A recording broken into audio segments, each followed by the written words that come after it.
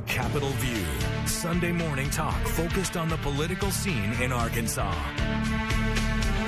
And welcome back into Capitol View. They both had the pleasure, if you will, of serving Lieutenant Governor Tim Griffin's office, and now they're all grown up, and they're out there going to plow their own path in the state legislature. Joining us now, Representative-elect David Ray and Senator-elect Ben Gilmore. Guys, we certainly appreciate the time. I guess just first and foremost, you know, kind of getting out there on your own now, I guess kind of what led to both you guys wanting to sort of get into the fray now? Because you've always kind of been sort of in the background. I mean, still kind of part of the process, but now you're knee deep in the process. Well, I decided to run because I think the legislature can always use more people who believe strongly in the principles of limited government, individual liberty, who want to advocate for lower taxes and protecting Arkansas values. So those are things that I hold near and dear and that I hope to advocate for in the legislature. And I'll second that. You know, when you look at my district, one of the things that I thought was missing for pretty much ever, we've never had a Republican hold this seat that I'm aware of, was a conservative voice. And some of the same principles that David mentions is something that I think people in Southeast Arkansas have been asking for. And so I thought it was the right time and wanted to be that voice. And, you know, and I want to advocate for lower taxes. I think it's very important. And just, again, be a strong voice for the district that hasn't had a conservative voice. And both you guys coming from Tim Griffin's office, to me, that's just something else altogether. For starters, Tim, he's a character.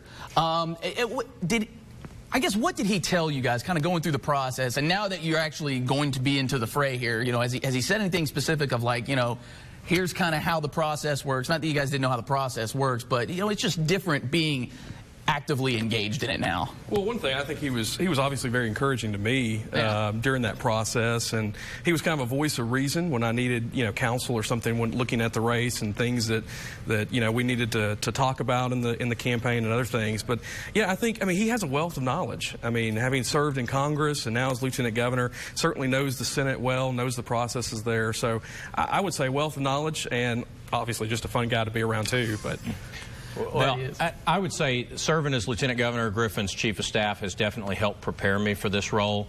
Obviously, in that role, you learn about the legislative process, and that will hopefully help, you know, shorten the learning curve for a freshman legislator like myself. But, you know, the things that I've learned from working for Lieutenant Governor Griffin and also from Senator Tom Cotton is that, you know, a lot of times being a leader means you have to stand on principle.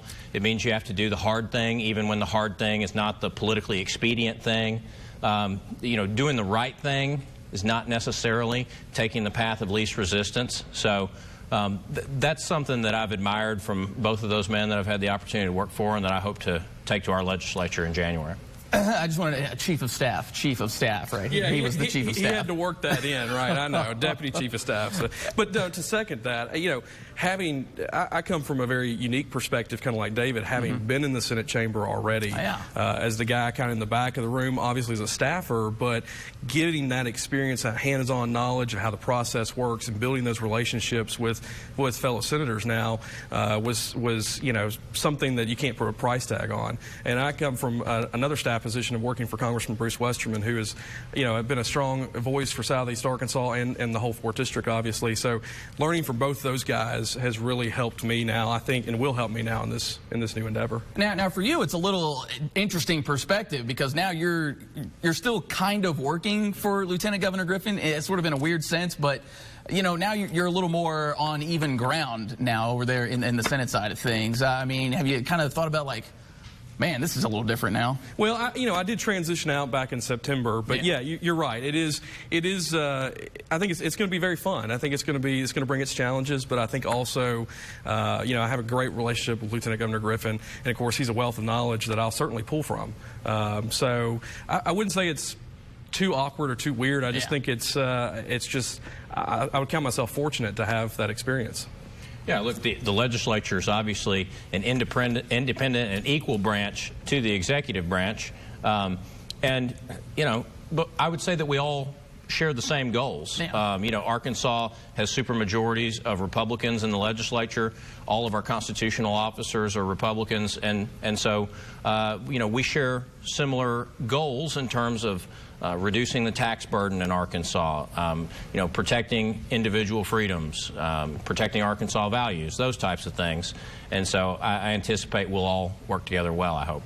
Now, speaking of working together, have you guys already been in cahoots with each other to kind of get something passed? Now, I know it's a little tougher for the freshmen to sort of come in with their bills and be like, we're passing this, by Jove. But, have you guys kind of worked on anything yet, or kind of speculating on working on something? I think we've talked about a few things, but I think where we're going to align a lot is, advocate for lower taxes. Obviously a government that works better for the people. I think that's something we're both going to try to champion. And so I wouldn't say that we've really hashed out anything. Well, we've not filed anything yet, but I assume we will. And I think, again, having the relationship that we've had working together, we obviously work well together, and we obviously have a lot of the same values and principles. So I think we'll come together and collaborate. We've had a lot of conversations about policy over the years, both just as friends and also as colleagues. Yeah. I know I'm not just speaking for myself when I say we believe that state government taxes too much and spends too much, and we've got to aggressively improve our business climate in the state. And lower the overall tax burden. Yeah, if we want to attract high-quality, good-paying jobs for Arkansans so that the next generation of Arkansans, I've got a 3-year-old daughter and a 1-year-old son, I want them to be able to grow up and get high-quality, good-paying jobs here so they can raise their kids here if they choose to do that. And so we've got to work on things like taxes, on our budget, on regulatory reform, on workforce development, improving education. Those are all big priorities. And those things that he just mentioned go hand in hand with what we need in my district, which is economic development. And so I think that'll obviously go hand in hand together. But you look at the outcome of my election, I would say it was a mandate for conservatism. People are ready for a conservative voice in Southeast Arkansas that they've not had. So I look forward to bringing some of those values and those principles, working on those, and bringing those back to Southeast Arkansas. They're already playing off each other. It's like, it's nothing changed. Nothing changed. They're just in different chambers now. And now, is there going to be kind of a little bit of a, sort of a rivalry going here? Because, Ben told me at one point you're in the lower house here, being in the House, and he's in the Senate now, so... Well, hash that out. I'm just looking forward to the day when he actually calls me senator. I'm joking, of course. Well, all I can say is I'm looking forward to the House and Senate basketball game this year. So we're going to reclaim the title for the House. Bring that back. Yeah, I'll probably be on the sidelines. I don't think. I don't think this operates very well in the court. Oh, you got a presence in the paint, man. We can get you down low. There you go. Well, fellas, we certainly do appreciate the time. Best of luck here in this session, and do keep us abreast. We'll do it again. Absolutely. Right.